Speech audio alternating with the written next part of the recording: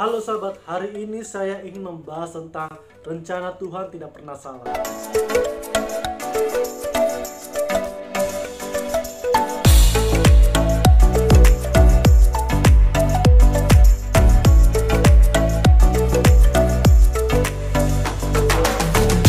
Kita baca di Keluaran 14 ayat 21.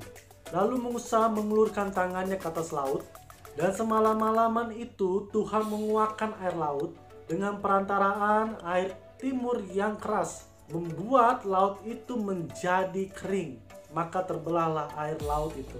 Sudah terlampau sering apa yang kita alami, yang Tuhan kerjakan di dalam hidup kita.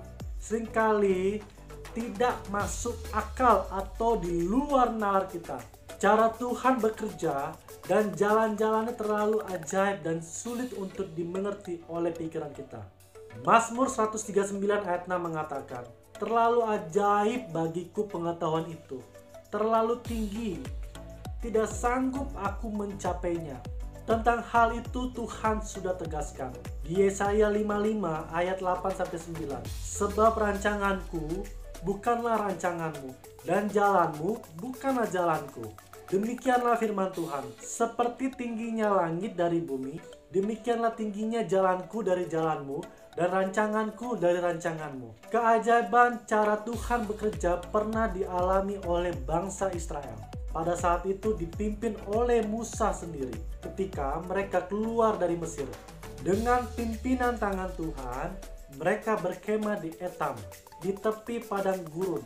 Tetapi kemudian Tuhan berfirman kepada Musa untuk memerintahkan kepada bangsa Israel balik kembali dan berkemah di depan Pihahirot antara Migdol dan laut, tepat di depan Baal Zephon. Perintah Tuhan ini sangat aneh, sebab di situ mereka melihat di Keluaran 14 ayat 9 mengatakan, orang Mesir segala kuda dan kereta Firaun, orang-orang berkuda dan pasukannya mengejar mereka dan mencapai mereka. Sehingga hal itu menimbulkan ketakutan yang sangat luar biasa. Apakah Tuhan salah dalam rencananya untuk melepaskan umat Israel dari tangan Mesir? Tidak sama sekali salah. Buktinya, dengan kuasa tangan Tuhan, bangsa Israel dapat menyeberang air yang sangat kering. Karena Tuhan telah membuat laut Tebrau itu menjadi tanah kering. Dinyatakan bahwa Tuhan menguakkan air laut dengan perantaraan air angin timur yang sangat keras. Padahal menurut pakar meteorologi, angin timur yang berhembus di padang gurun itu sangat dahsyat dan bisa menimbulkan tsunami. Namun, apapun yang menurut teori, justru hal-hal tersebut yang buruk itu bisa menghasilkan mujizat bagi orang yang percaya kepadanya.